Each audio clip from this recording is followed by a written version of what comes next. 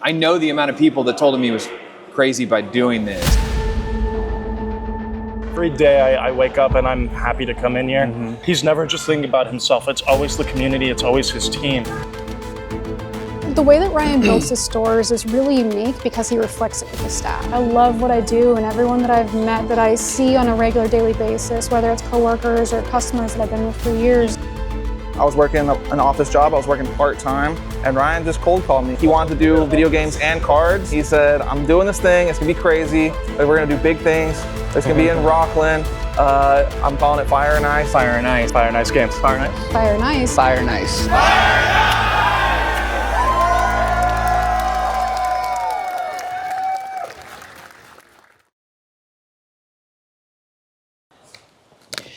So almost 4 years ago, a friend of mine told me that I needed to check out this new video game shop that had just opened in town. It's not like anything else I've ever seen, he says. He clearly wasn't aware at how many video game stores I have actually visited in my travels. Turns out he was right. I had never quite seen anything like this. More importantly, that was the day I actually met Ryan, the man behind this crazy idea, and I had certainly never met a person like Ryan before. This behind me is that store. You remember going to that store for the first time? And I knew from the second that I walked into that store that it was not going to be sustainable in that space. I'm Tofer.A, and this is the story of Fire and Ice.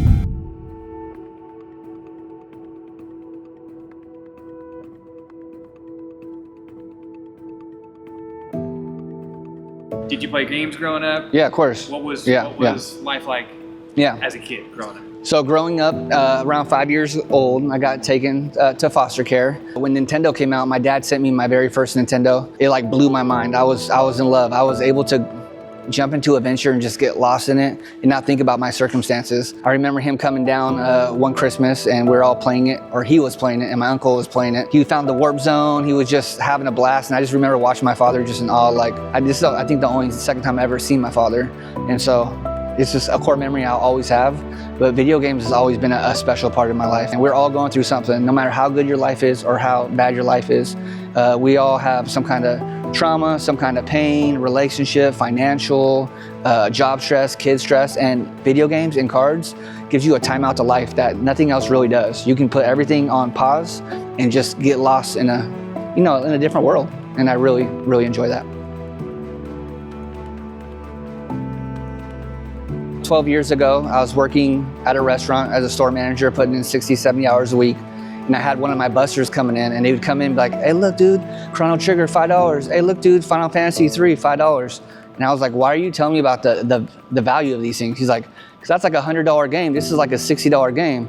I'm like, how are you finding these things? He told me he's going to yard sales, flea markets, and that's how he made a little side income and collected for himself. And I was like, oh my God, I love these video games. I wanted to start doing this too. So I started going to flea markets every Saturday and Sunday. I went to different ones. I drove far away. I started hitting yard sales. And this is before it was super, super competitive. I was late on the scene, but it wasn't as competitive as it is now. And I was finding stacks of 64 games for like $30. So that journey went on for quite a few months. In 2017, someone was like, man, why don't you sell at the flea market? So I started selling at the flea markets around 2016, 2017, and my booth would do very well. I'd walk away with almost $1,000 a day, and for me that was a lot of money back then. 2018, Turbo Games, Gary, shout out to Turbo Games, you guys all know him. He's like, hey man, you need to go to Portland. You could do $5,000 to $6,000 in a show, and I've never had that type of money. And I was like, dude, that sounds amazing. So I go up to the show. I ended up doing $33,000 cash that weekend. Called my wife and was like, hey baby, did this much money? And she's like, oh my God, I'll never question you on your games again. In 2019, everyone was talking about their sealed games. Sealed games started becoming really big. I heard one guy walk by my booth and was like, man, I just sold a Mike Tyson's Punch Out for $45,000. I'm like, that's ridiculous, what? So I took my collection. It was about a $250,000 collection at the time. I just did $38,000 for 2019 in Portland. And I was like, I want to start betting on the games that I think have value in the sealed industry. And ended up turning that into a $1.8 million collection in about a year and a half. I took 4 games, sold them for $140,000 and started my first store debt-free. That first store, once we got it going, man, day one, I was emotional, of course. It was a big leap. I had a great career. I was doing great on the side business, but I was taking a leap of faith. I was putting my family in jeopardy if it doesn't go well.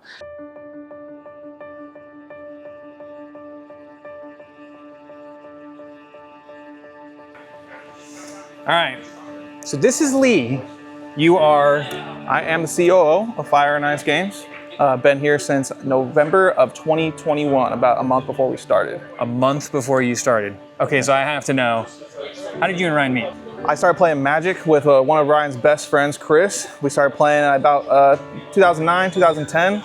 We play every Friday, and then eventually Ryan and I met at a Christmas dinner that his friend Chris was having, and we just touched base on video games, on Magic a little bit. I think I'd seen him probably at a couple Magic events here and there in the Sacramento area, because Ryan's been playing since he was a kid. I've been playing since I was a kid, but that was the first time we met, and things kind of started clicking. I was working an office job. I was working part-time. He gave me a call. I told him, give me a week to think about it, and I called him back like the next day or something like that. He said, I'm doing this thing. It's gonna be crazy. We're gonna do big things. It's gonna be in Rockland. I'm calling it Fire and Ice. One side's fire, one side's ice. I want to have games and cards. And I was like, that's brilliant. Because growing up, it was always comics and cards. That was the model, was comic book shops would have trading cards. And like, I grew up in those stores and I never had any interest in the comics. But if it was cards, like Magic and video games, like, oh, I would have been in heaven. Yeah. So yeah, that caught my interest like right away. That and the fact that he mentioned it would be in Rockland, which I knew needed a place like this. I was like, all right, he's got to be onto something. And he was. We're in store number 1, but technically this is store number like 1.5, right? Right, exactly, Like, exactly. It's more like store 1.5 because their original store was like, I mean, what was that, 300 yards away, 400 yards away, in the same parking lot. Just like you said, quarter, maybe a fifth the size of this. It was about 4 times smaller. I got to know then, at what point did you sort of realize this might actually be a career? When Ryan called me for the first store, you know, I was not so happy in life. I had this degree, I didn't know what I was doing, and I remember talking to my mom, and I was so upset, and I was like, I just need someone to give me an opportunity, just give me a chance and show them what I can do.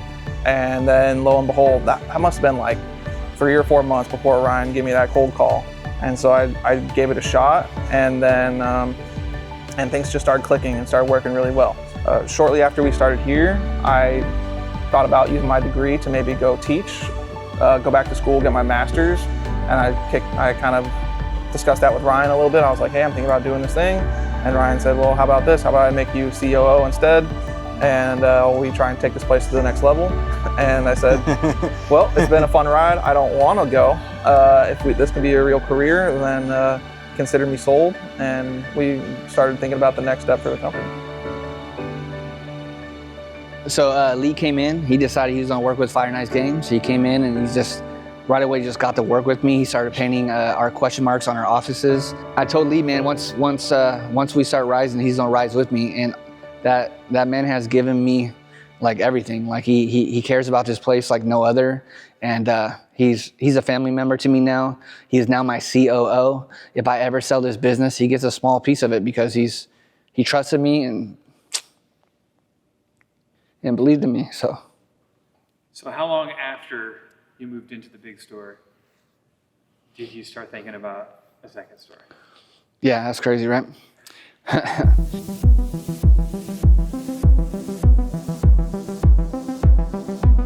All right. So here we are, Citrus Heights Fire and Ice with... Yes. I'm Dare, the general manager here at Citrus Heights Fire and Ice. My history with Fire and Ice technically starts 20 years ago, because when I was 13, I got really big into retro collecting, and at the time, Ryan was a vendor at a lot of the flea markets out here. So originally, I had met him through buying games, and then we were almost kind of like competitors. There was a bunch of us that were kind of chasing all the same like sales or grails or, you know, like flea markets and things like that. So it was kind of like a fun cat and mouse of like who can get there first situation, which Ryan's faster than most of us, but that's essentially how we had originally met. Is I was just getting into collecting, and then our friendship just kind of grew from there, which is I ended up here. The way that Ryan builds his stores is really unique because he reflects it with the staff. Yeah. So when he was building this one, he was communicating with everybody, like, how do you think this would be? How do you think this would flow? Would this do really well? Like, he kind of builds his store around his community and his employees. So I knew that however he was going to build a second store, it was going to do really well. Yeah. What would you say it is about Fire and Ice or Ryan that makes it what it is? The one thing that Ryan and I are identical in is customer service is first. Like, no matter what, at the end of the day, we only meet sales goals or have clientele in general if people care enough to come back. And 100% of that is the way that you treat the people that come in. That was one thing when we were talking about here is like, this is a whole new community that doesn't know Fire and Ice. So it was about building a culture around customer service is, you know, we have to really give them a reason to come back. And that's something we've always been really, really aligned in is at the end of the day, how we treat people and how we engage with people is the most important thing. Yeah. People will come back if you took the extra 5 seconds to talk about their day or if you genuinely care. So I think the one thing that he's done very correctly to make Fire and Ice successful is he has made it customer service focused. Yeah. I think that's one of the biggest things you need when you're running a shop.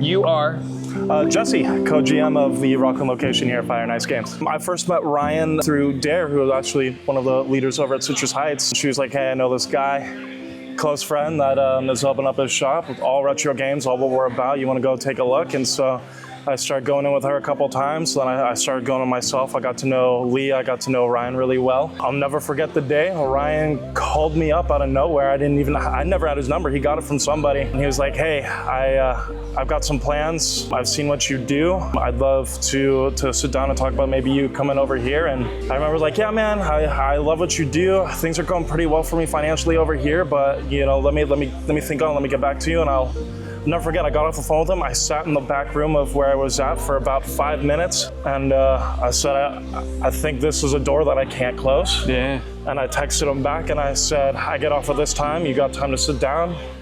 And I came here, sat down with him for a good hour, I think, and he kind of went over his story, his mission, and his passion for why he does what he does. And it's really what I'm all about here. You know, everything that we do here, everything that he does and everything he's about lines up with exactly what I'm about. It is the biggest risk that I never look back and go, I shouldn't have taken that. Every day I wake up and I'm happy to come in here. I enjoy what I do and I enjoy the people I do it for. And I thank Ryan every day for taking the chance on me and letting me be a part of this team, man. So when he came to you and was like, I think I'm gonna do a second store, were you just like, yep, that's the exact right thing to do? By then I was all in. I was all in. He was like, I think I'm thinking about a second location. I think that we've really hit the peak here, but I think there's more opportunities that can be made. And one thing that you'll know about Ryan is like he never makes a decision like that without having out all the pieces in place. 100%, yeah. Yeah, and also like the big thing too is his people. You know, one thing that he made sure to be clear about with me when he sat me down and wanted to hire me on was like, this is his dream. This is his biggest dream. And hiring me on, he was like, you're helping me fulfill my dream. What are your dreams? What can I do to help you? Like, what are you aspiring to be? He's always thinking about his team and his people. Like, we're all a family here.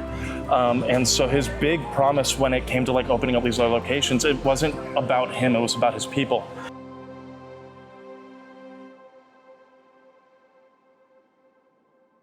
Yeah, so we're about a year into the big store. We're doing very, very well, and expansion started creeping in my mind.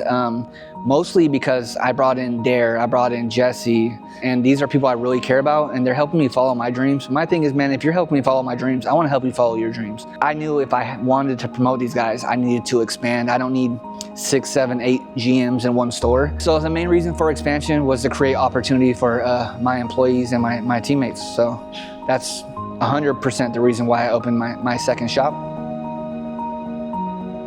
Yeah, so having 2 stores and thinking about a 3rd store, honestly, I always wanted to be in Folsom. There was just no good spots that really seemed like a fire and ice spot. All my spots I feel like have character to them. They're big open spaces and nothing felt right. Literally after Citrus Heights, my wife's like, yo, give it a year before you think about opening another store, please. And my teammates were saying the same thing. 2 months after we opened Citrus Heights, I have a good friend that's a leasing agent. I'm like, you know what? Ask them if there's any spots in Folsom, just for the heck of it. I always wanted to be in Folsom, but I won't be opening anything anytime soon. I won't be waiting a while. And he started looking for me, and once we found this spot, I was like, oh my God, yes, like this is absolutely perfect. I came here one day and there was 250 to 300 people playing Pokemon Go, walking around. I was like, is there any shops in here that sell Pokemon cards? And there was like, not really. There's a couple shops that sell a little bit and stuff like that. And I was like, oh my God, that's it. And so literally 2 months after I opened Citrus Heights,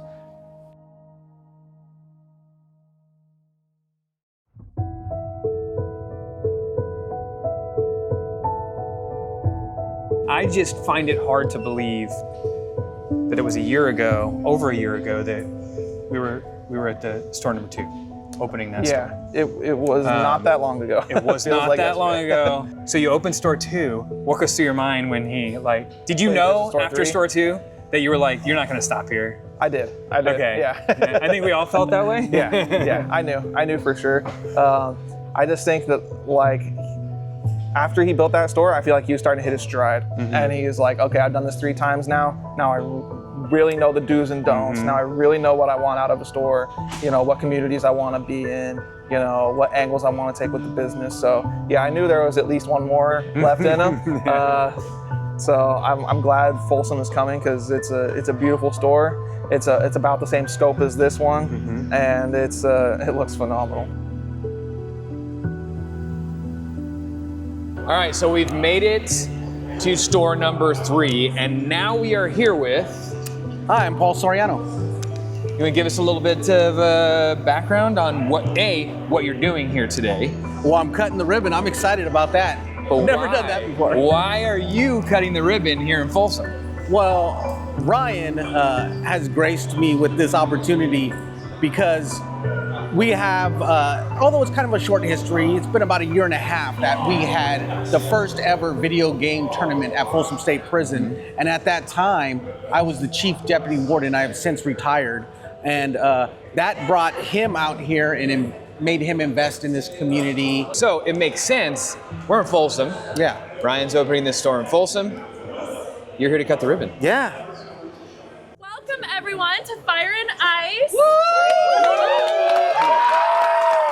Hey, I just want to, I'll talk a little bit afterwards too, but I'm so grateful for everybody and my team. Like, I'm not able to do what I'm doing without an absolutely amazing team. A lot of hard work, a lot of effort. But I just want to say, like, I appreciate my wife so much. She's been my rock. We've been together 20 years, married 17. And since she's been my rock, I kind of want to upgrade her rock right now.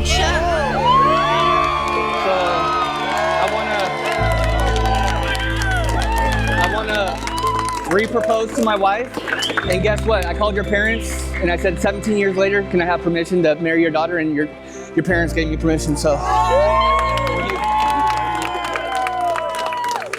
I love what I do. I want to inspire people across the world, and I want people to know that you can follow your dreams coming from absolutely nothing. Like I said, foster care, very poor, and just driven. I had a passion, community focus, networked, and worked hard, and never thought I was better than nobody. Like, you'll never see me walking around saying I have the #1 store. You'll never see me talking down about other stores. To me, that's not my place to ever do that. And to me, if I want other stores to do better, I want to inspire other stores to raise the bar, to keep retro alive.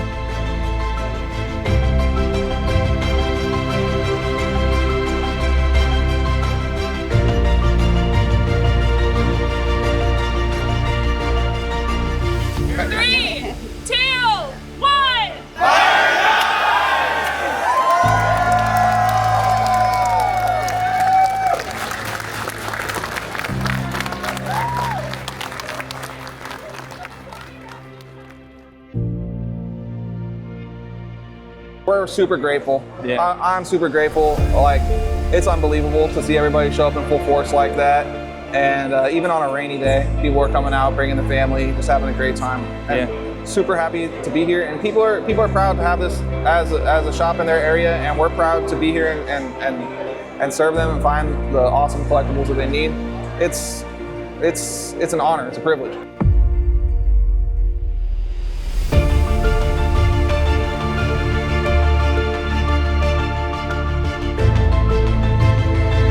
Yeah, man, to all the community that support video games and card shops, all the shops in this area, man, thank you so much. It's so appreciated. I get to follow my dream and create dreams for other people and create, you know, like I said, a place to escape. So I'm just forever grateful for you, all the business owners out there in the area. Just know that if we don't have something, I'm recommending them to your shops. So I want people to come up, see my 3 stores, but go see the other 5 or 6 stores that are in the area too. Make it a whole day. Like if you're traveling to 2-3 hours away, you get a whole day of just retro nostalgia, and I love that. That's all we really need. Appreciate you, man.